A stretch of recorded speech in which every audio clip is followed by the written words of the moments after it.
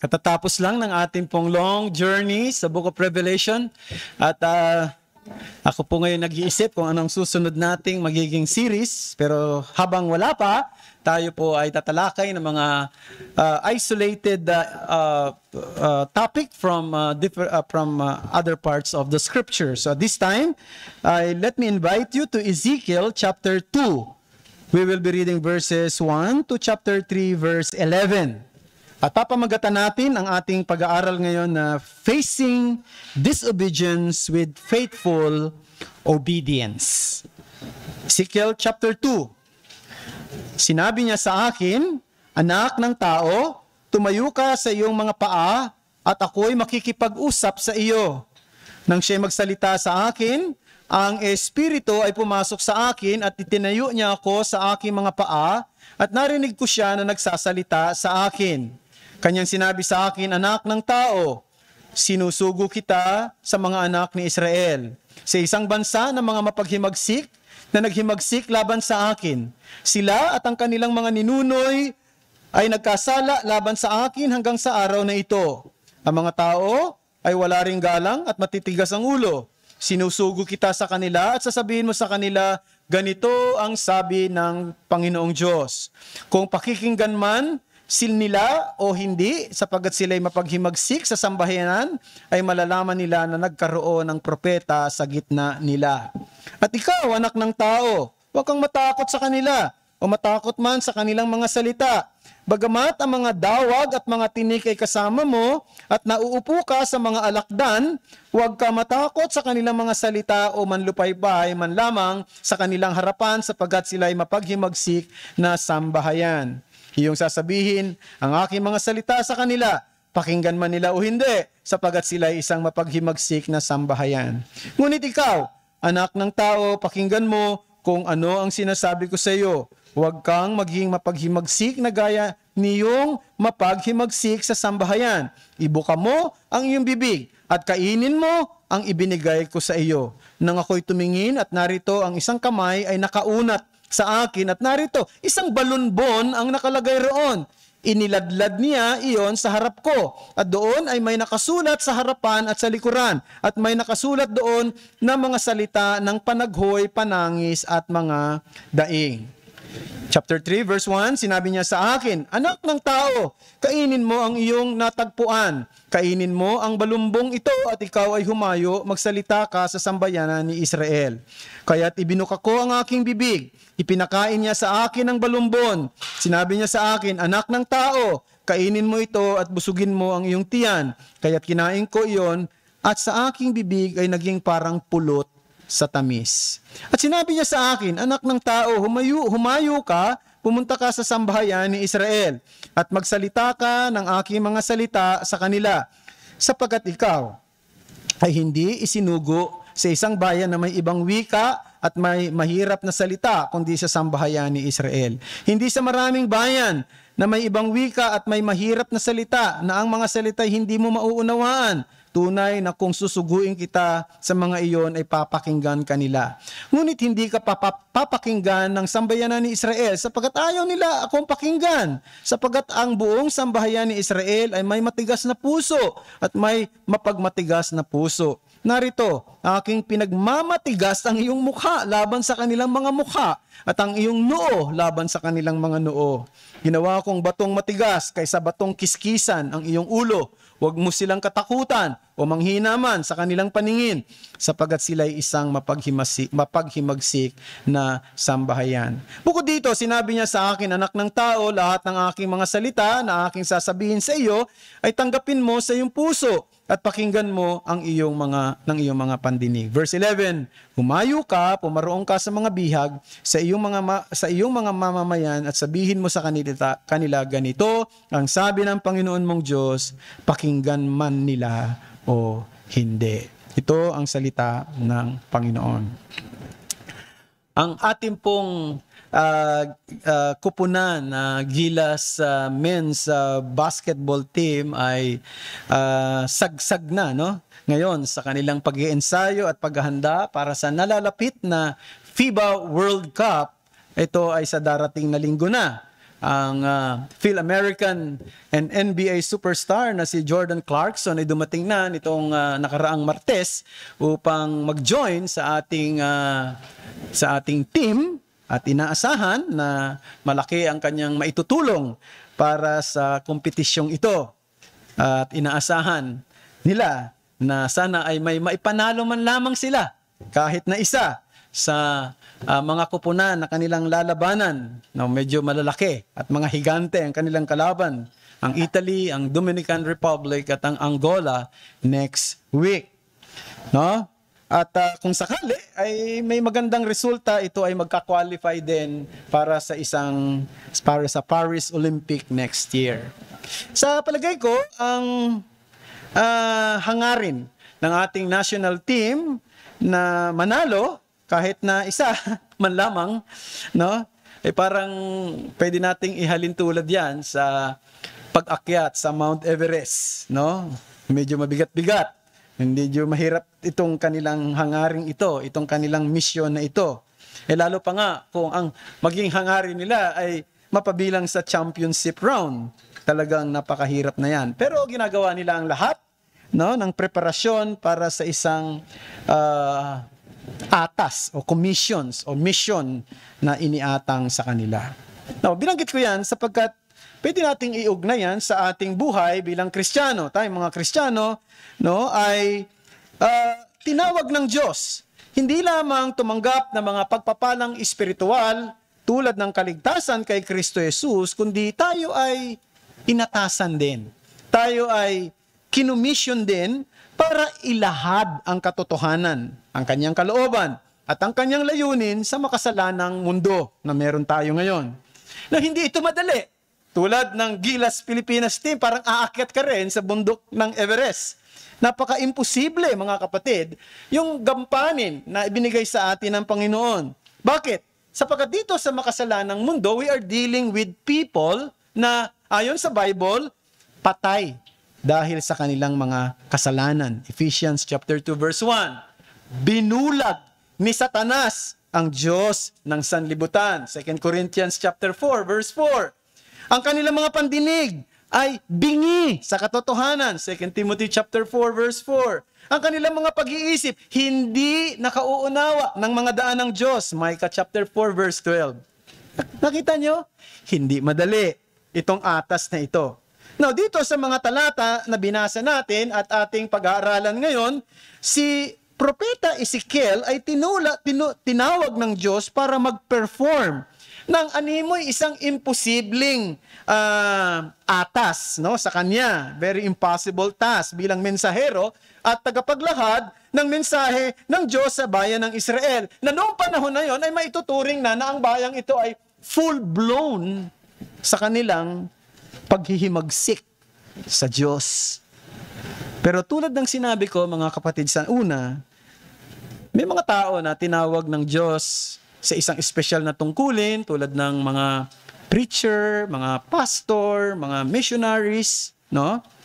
Pero ang katotohanan, lahat tayong mananampalataya ay dapat tagapaglahad ng ebanghelyo ng Panginoon. Tinawag tayong lahat para dyan. Now, just cite some justification for this truth. Let me just read to you Isaiah chapter 61, verses 1 and 2, and then verses 5 to 6. Halimbawa, sa Isaiah, sa propesya ni Isaiah, sabi doon, "The Spirit of the Lord God is upon me, because the Lord has anointed me to bring good news to the poor. He has sent me to bind up the brokenhearted, to proclaim liberty to the captives, and the opening of the prison to those who are bound, to proclaim the year of the Lord's favor, and the day of vengeance of our God, to comfort all who mourn." Now, itong propesya ni Isaiah na ito na ay tumutukoy saan? Sa Messiah. Ang fulfillment nito ay ang Panginoong Jesucristo. Kung titingnan natin sa bagong tipanan, sapagkat si Kristo mismo, inangkin niya yung mga propesiyang ito sa Luke chapter 4, verses 18 to 19, na siya daw yun, no? Na pinahiran ng Diyos ng langis, na para magdala ng mabuting balita sa mga aba, para magbigay ng kagalingan sa mga taong durog ang kalooban o magpalaya doon sa mga nakakulong at magdala ng favor ng Panginoon. So, si Jesus Christ yun. Siya yun. Pero meron sumunod na mga talata, verses 5 to 6, dito sa Isaiah chapter 61, hindi na ito tumutukoy kay Christ. Ito'y tumutukoy sa mga followers ni Christ. A stranger shall stand and tend your flocks. Foreigners shall be your plowmen and vine dresser, but you shall be called the priests of the Lord, and they shall speak of you as ministers of our God. So dito naman, sa propesya ni Isaiah ay ibinilang niya na meron din daw mga tao na magpo-proclaim, mga tinatawag na mga priest of God, prophet of God, o ministers of God that will speak the message of God. So hindi lang si Christ, kundi mga followers ni Christ ang magdadala ng mensahe. At kung titingnan natin sa Bagong Tipan, sino ba yung mga tinatawag na priest sa Bagong Tipan? Hindi ba? Pinag-aralan natin sa Book of Revelation. Hindi ko na babasahin. Revelation chapter 1 verse 6. Revelation chapter 5 verse 10. Tinawag ang mga followers ni Christ, ang mga mananampalataya na priest of God. Kingdom of priest and prophet of God. At sa 1 Peter chapter 2 verse 5, ang tawag sa lahat ng Kristiyano ay the holy priesthood of God, ang mga banal na pagkapari ng Diyos. So wala na ngayong espesyal na pare na siya lang yung pare. Lahat ng Christian ay pare. Lahat ng Christian ay priest. No? Kaya hindi na natin pwedeng sabihin, itong nakaabito na ito, siya lang ang priest. No? Ang priest ang lahat ng Christian. At ang high priest ay si Christ. Bakit? Bakit? Sapagkat lahat tayo ay nag-o-offer ng sacrifices sa Panginoon. Hindi na yung priesthood ni Aaron, kundi lahat na ng mga nanampalataya kay Kristo ay priest. Kaya kung tutuusin, pari ka, pari ako. Kaya wala na tayong office ng priesthood. Kasi lahat tayo ay priest of God, or the priesthood of all believers. At ang trabaho natin, to proclaim the message of God to the world. Therefore, yung commissioning ng Diyos dito kay Ezekiel, pwede rin natin i-apply sa lahat ng mananampalataya na naglalahad ng mensahe sa makasalanang mundo at sa mundo na naghihimagsik. Ang mensahe na gusto kong dalhin sa inyo ngayon pong umaga mula sa mga talatang binasa natin ay ito. We are called to faithfully communicate God's message to an unreceptive world. Tayo ay tinawag ng Diyos na maging tapat na tagapaglahad o tagapag-communicate ng mensahe ng Diyos sa isang mundong hindi nakikinig. Sa isang mundong unreceptive. Ang hirap naman ng trabaho natin. Ganun talaga. At yun din makikita natin sa naging trabaho ni Ezekiel. Now, hatiin natin ang ating pag-aaral sa tatlong bahagi. Una, tingnan natin the messenger, and then the mission, and then the message. The messenger, the mission, and the message. Now, tingnan natin yung messenger. Unang-una, gusto kong makita na itong messenger na ito is just a mere man. He is just a mere man. Chapter 2, verse 1. And he said to me, Son of man, stand on your feet, and I will speak with you. Now, hindi ko binilang, pero doon sa nabasa ko, sabi, ito daw salitang Son of Man ay 70 beses binanggit, 90 times binanggit sa aklat ni Ezekiel. Now, ano bang significance ng Son of Man? Sa Hebreo, binibigyan lamang ng emphasis na itong si Ezekiel ay tao. He is just but a mere man. Sa kabila ng kanyang mataas at matayog na katatayuan bilang prophet of God, bilang priest of God, he is just a man. Siya isang tao rin. Itong titulo na Son of Man ay ibinigay din sa Panginoong Kristo sa Bagong Tipan. Tinawag din si Kristo Son of God, and then Son of Man. Bakit? To emphasize the humanity of Jesus. Yung pagiging tao ni Kristo. Na si Kristo, siya'y Diyos na naging tao. Siya'y Diyos na naging tao. Isang Diyos, 100% at 100% tao. Yan ang ating Panginoong Kristo. Pero dito sa pagkakataong ito, si Ezekiel ay tinawag na Son of Man to point to his humanity or to humble him. Wala siyang espesyal na kapangyarihan. Nakadepende lang siya sa Diyos sa pag-execute niya ng kanyang tungkulin bilang mangangaral o tagapaglahat ng mensahe ng Diyos. Ganon din tayo, mga kapatid, bilang mga Kristiyano sa panahong ito. Lahat ng mga totoong Christian, nagpo-profess na believers ng Panginoon, we are just mere men. Tayo'y tao lang din. Hindi tayo nakakapag-produce ng katotohanan. Tayo'y tagapaglahad ng katotohanan. Hindi tayo nakapagliligtas ng mga tao para maging mananampalataya sila. Kahit na maaring mahusay ka sa pagsasalita, ang trabaho natin ay dumepende sa banal na espiritu sa kanyang kapangyarihan. Hindi tayo pwede makapagtayo ng isang iglesia. Si Kristo ang nagtatayo ng iglesia. At bilang tao, bagamat si Ezekiel ay isang propeta ng Diyos, ibig sabihin, siya ay subject saan? Sa pagkakamali. He is subject to mistake. Siya ay subject sa temptation. Pwede siyang matukso sa pagkakamali at kasalanan. Kaya dapat siyang tumingin lagi sa Panginoon para humingi ng biyaya, para humingi ng lakas, at manatiling humble sa kanyang harapan. Ganon din tayo, mga kapatid. No? Alam nyo, maaring matukso tayo na marami na akong alam. Marami akong alam sa theology. Marami akong alam sa doctrine. Alam ko ang Reformed faith. No? At maaaring maging daan niya para maging mayabang tayo.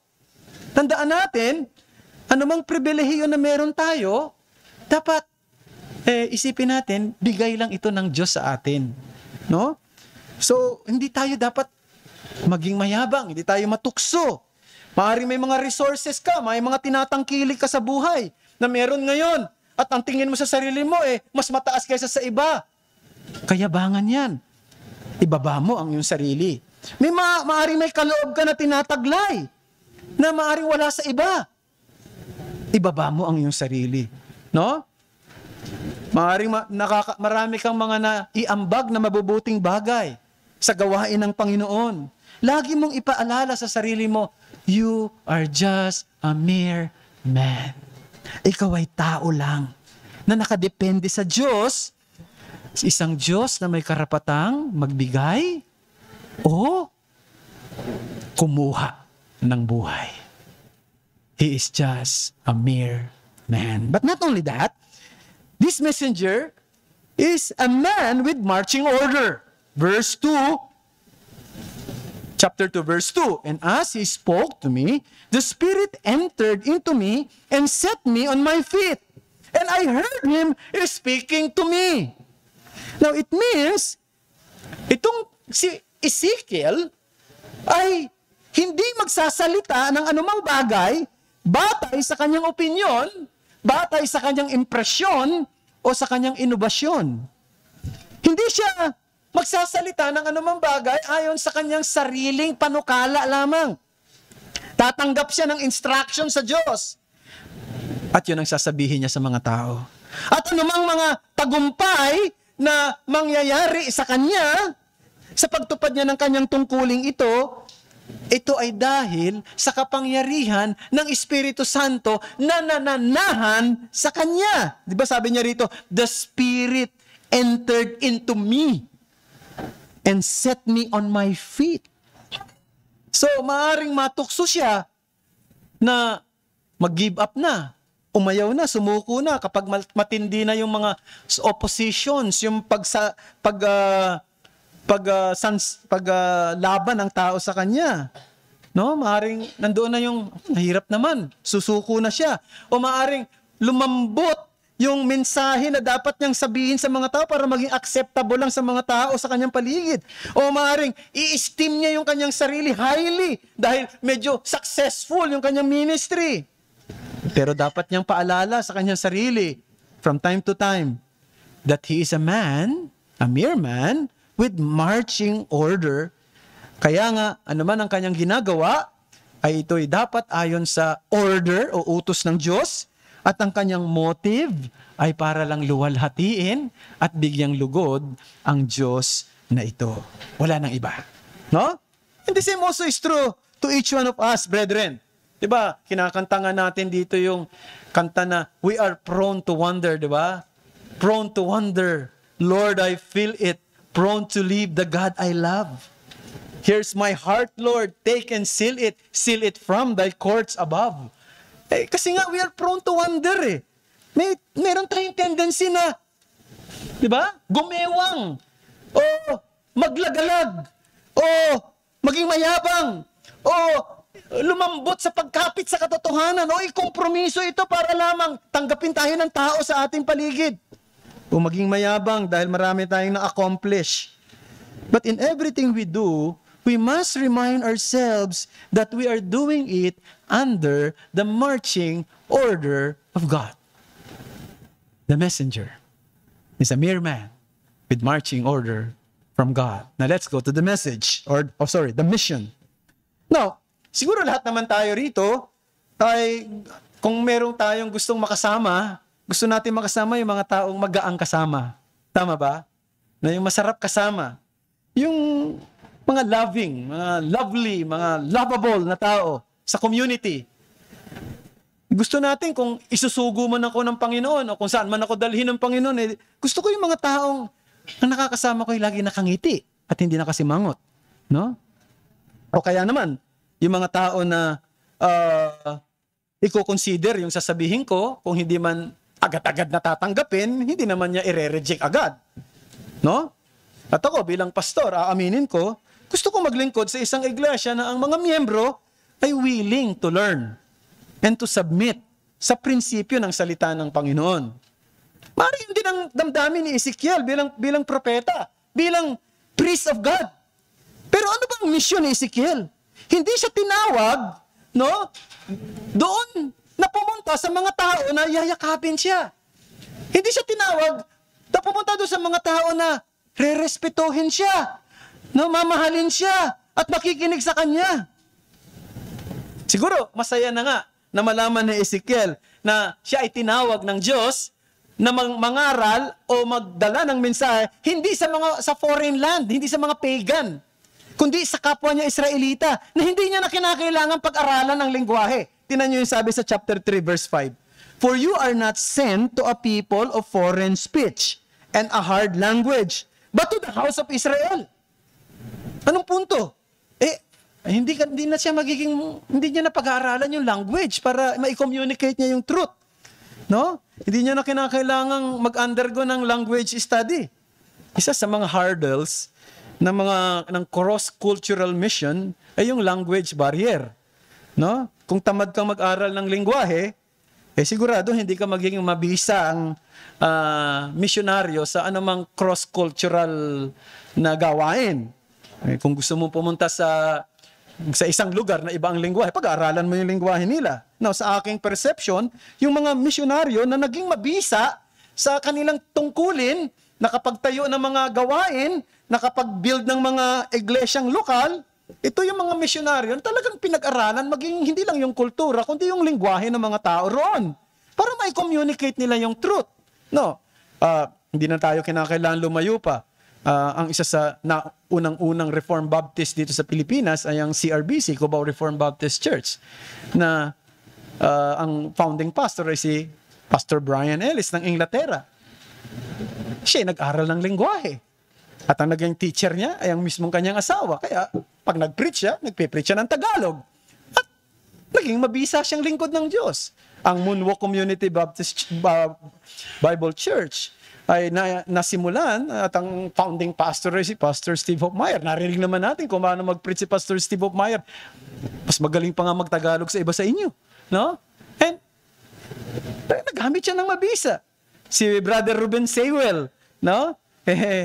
Na kita nyo naman. Ngayon, nakikita nyo siguro sa Facebook na meron na siyang maliit na grupo ngayon sa Santa Maria, Bulacan.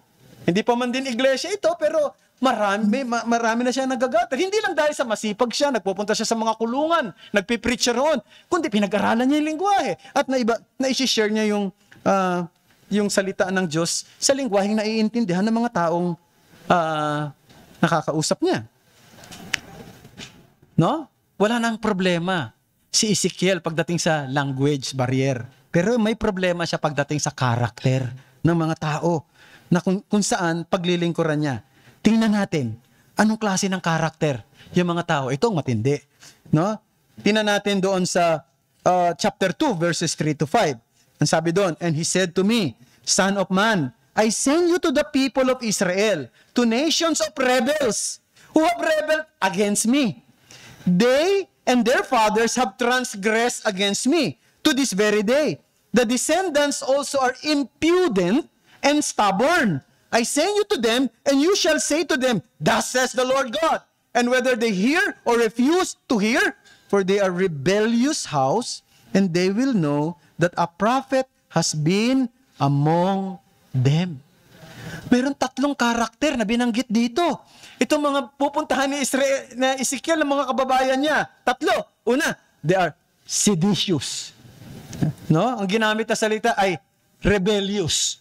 No? Ang ginamit ko naman ay seditious para lang magkaroon ng rhyming, no? At para lang magkaroon ng alliteration. So, yung salitang rebellion or rebellious is a picture of refusal of the subjects to render loyalty to their king.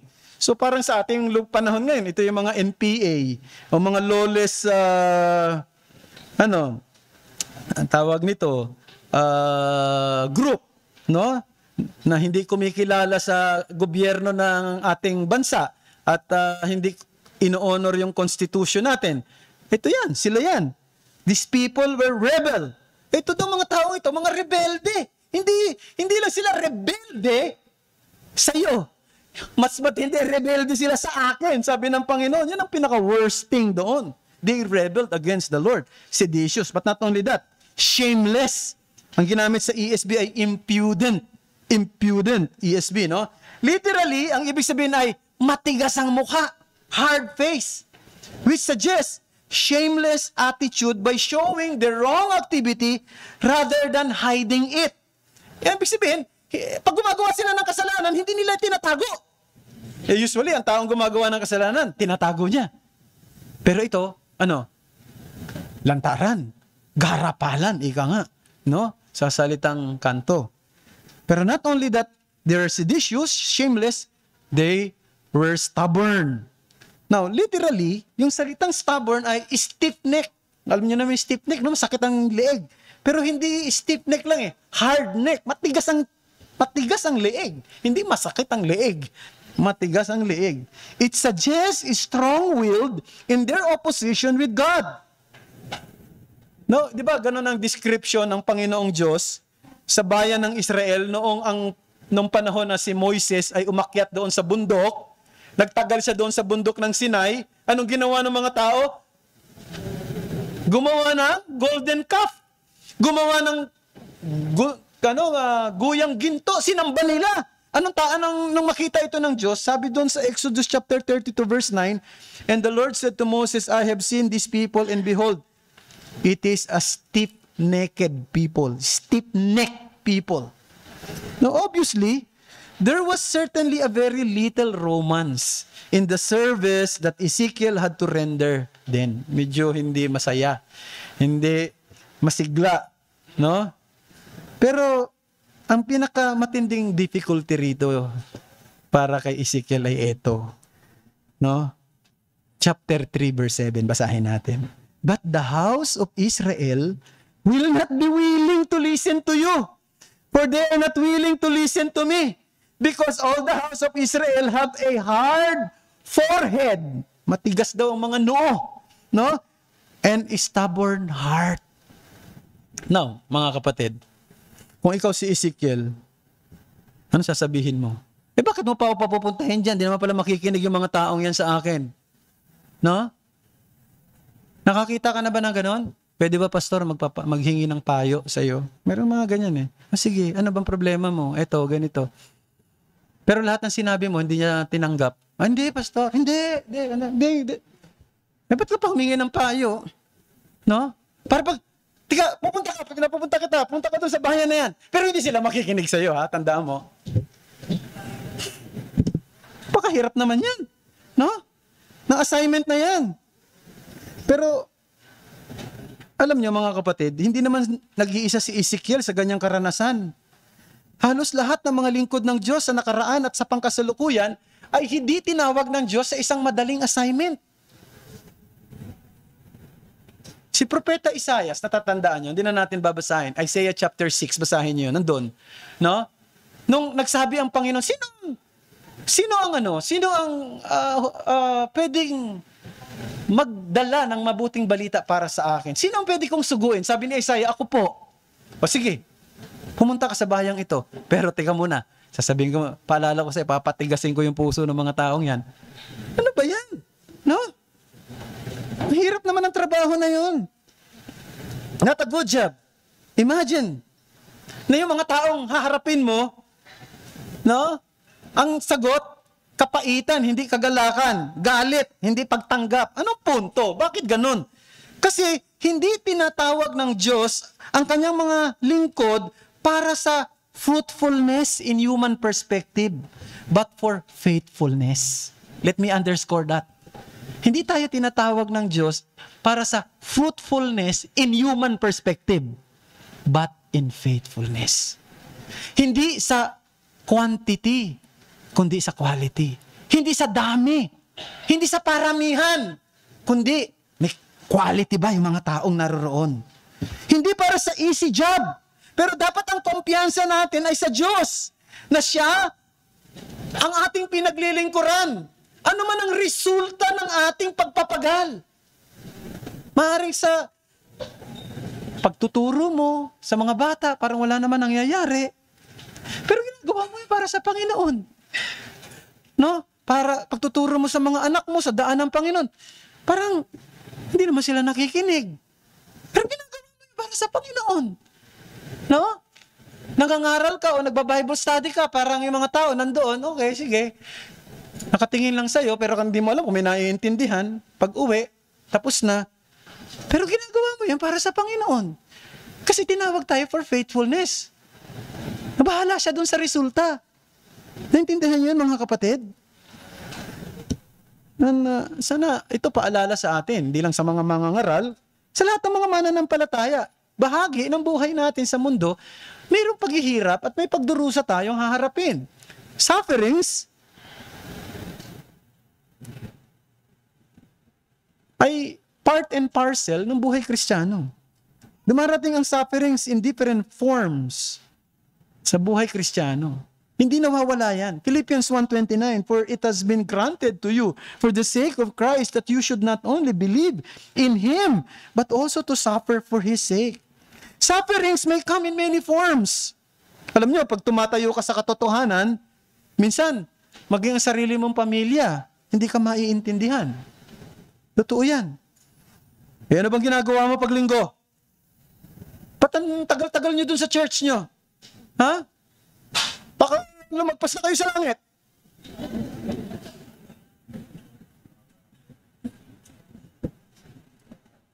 Na, hindi naiintindihan, di ba? May, nakaraang mga linggo, may nagdidiscuss kami patungkol sa isang membro ng church na didisiplinahin. Bakit? Sapagkat na-involve sa hindi mananampalataya at nabuntis. Tapos may nag-react doon na hindi Christian. Sabi niya, what's wrong with that? Anong problema doon? Eh, normal naman siguro yun, di ba? Parang sinasabi niya, napaka-stricto naman ng simbahan niyo. Nagdidisiplina kayo ng ganyan. Hindi na naintindihan. Hindi na naintindihan yung bagay na yun. Diba, ito, binanggit ko na sa inyo, matagal na, di ba? Nung nagsisimula pa lamang yung SGCC, nagta-tracts distribution tayo rito. Actually, hindi pa nga ata church yun. Fellowship pa lang. Nagta-tracts distribution dito. Kasi, sayang naman yung wala kang ginagawa, mahal na araw, halika, maglabas tayo. Mag-tracts distribution. Nag-tracts distribution kami. No? Ano yun? Biyernes Santo. Ang pamagat ng tracts na pinamigay namin, mahal na araw, naging mura. Yan ang pamagat. No? Now, ang ibig sabihin nun, doon sa laman, na, di ba yung mahal na, kaya yung si Kristo, ay napako doon sa krus. No? Kaya napakahalaga nun, napakamahal nun. Napako siya para sa mga makasalanang tulad natin. Dapat sana tayo ang mapako roon. No? Yung nangyari doon sa krus, dapat panampalatayanan natin. Pero anong ginagawa ng mga tao pag mahal na araw? Ginagaya. Nagpapapako rin. Kaya mahal na araw, naging mura. Anong nangyari? Pagdating ng hapon, may tumawag agad sa akin. Sabi, dito ba nang galing sa inyo? Ito mga pinamigay na pulyetong ito? Opo. Sabi niya, kagagaling ko lang sa simbahan. Ito kagad ang mababasa ko. Galit na galit. Sabi ko sa kanya, binasa na po ba ninyo? Ang nasa loob, hindi na kailangan. Sabi ko, basahin niyo po muna. Pagkatapos niyong basahin, tumawag uli kayo kung talagang may dahilan para magalit kayo sa pinamigay naming pulyeto. Binagsak ang telepono. Hindi ko alam kung sino yun hanggang ngayon. Di ba, mga kapatid, ganun ang buhay natin. May mga bagay na hindi naiintindihan ng mga tao sa paligid at it brings sufferings in your heart. Di ba? Itong nakaraang araw, may dumalaw na isang kapatid natin sa bahay namin at kinikwento niya sa akin, no, pastor, hirap pala talagang magtrabaho sa BPO, no? Di ba, alam niyo iba, siguro yung iba naman dito nasa BPO, business process outsourcing, no? Kasi napaka-loose ng mga moral mindset ng mga katim ko. No? Talagang ang hirap. Ganun pala iba yung morality nila. No? At parang ang pakiramdam ko pagka nagsabi ako, nag-insist ako nung nakikita kong tama na ayon sa Bible, magiging isolated ako. Mga kapatid, di ba? Yun ang isang nangyayari. Will you stand on your principle? Or will you soften a little bit just to accommodate them? Alam mo, paalala ng Diyos kay Ezekiel, chapter 2, verse 6a. Sabi doon, and you, son of man, be not afraid of them, nor be afraid of their words. Though briars and thorns are with you, and you sit on scorpions, tawag niya, no? Mga alakdan yung mga kasama mo. Kakagating ka. Be not afraid for their words, nor be dismayed at their looks. Alam niyo mga kapatid, ang gusto lang sabihin ng Diyos kay Ezekiel at sa atin, no? Maging tapat tayo. God is testing our faithfulness and commitment. Maging tapat tayo sa salita niya. Huwag nating tingnan kung ano ang resulta nito. Tingnan natin, tapat ba tayo sa pinangangaral, pinamumuhay, tinitindigan natin bilang Kristiyano. May sufferings, may opposition, may persecution, may isolation na mararamdaman ka dahil parang hindi ka naiintindihan nila. Okay lang. Ang mahalaga, you please the Lord. Sapagat sa Kanya tayo haharap pagdating ng araw. No? Sa Kanya tayo haharap. So let's look at the last point, the message. So, nakita natin yung messenger, the mission, and the message. First is, makikita natin, ang mensahe talaga rito ay mensahe ng judgment. The message of judgment. But this message of judgment must be digested. Chapter 2, verse 8. But you, son of man, hear what I say to you. Be not rebellious like that rebellious house. Open your mouth and eat what I give. Buksan mo bibig mo. Kainin mo kung anong papakain ko sa iyo. No, sa verse 10, nakita ni Ezekiel, ipapakain sa kanya, scroll, balumbon. No? Tiningnan niya muna kung ano nakasulat doon sa scroll. Alam mo kung ano nakasulat? Lamentation, mourning, and woe. Puro panaghoy, puro pagdadalamhati at daing. Ibig sabihin, ang mensahe na kanyang dadalhin sa mga tao, hindi nakakakiliti sa tenga nila. Ang totoo, magbibigay ng takot sa kanilang puso, sapagat ito'y mensahe ng paghatol. Alam nyo, mga kapatid, bilang mensahero ng Diyos at bilang mga tagapaglahad ng katotohanan ng Diyos sa mundong makasalanan, dapat ikaw muna nakakaalam Dapat ikaw muna ang nakauunawa nun. At ikaw muna ang magdadigest nun sa sarili mo. Maaring pag tinikman mo yon, sigurado ko mapait yon sa una. Pero pag in-internalize mo na, pag mineditate mo na, makikita mo ang halaga nito. At doon masasabi mo, maganda ito. Maganda ito. At ito ay magiging matamis tulad ng pulot. Basahin natin. Chapter 3 verse 3. And he said to me, Son of man, feed your belly with this scroll that I give you and fill your stomach with it. Then I ate it and it was in my mouth as sweet as honey. Minsan, mahirap naman talagang gawin yung kalooban ng Diyos, Mahirap. Sapagkat minsan lumalaban yung makasalanan nating puso. Minsan, kumukontra yung gusto natin. No? Pero alam nyo, kung ikaw ay naka-inline lagi sa salita ng Diyos at sa kalooban ng Diyos, marirealize mo na napakaganda palang sumunod. Napakasaya palang sumunod. Marirealize mo, matamis palang sumunod. But not only that, this message of judgment must be declared. Chapter 3, verse 1b. Eat this scroll and go, speak to the house of Israel. So here, eating is associated with speaking. We are commanded to share our faith, to let others know it, and to persuade people to believe on it. Alam mo, ang tungkulin natin, hindi iligtas. Yung mga taong kausap natin, ang tungkulin natin, hikayatin sila. Hindi natin tungkulin baguhin ang puso nila. Trabaho ng Espiritu Santo yan. Ang trabaho natin ay ilahad ang katotohanan sa kanila. Ang trabaho ng Espiritu Santo, bigyan ng liwanag, bigyan ng conviction, at baguhin ang puso ng tao. Pero ang totoong proclamation ng mensahe ay mensahe ng paghatol. The true gospel proclamation is a message of judgment. Tandaan natin yan. Para maintindihan ng tao yung good news, dapat alam niya muna yung bad news. Para maintindihan ng tao na meron siyang sakit, na kailangan niya ng gamot, kailangan niya munang malamang meron siyang sakit.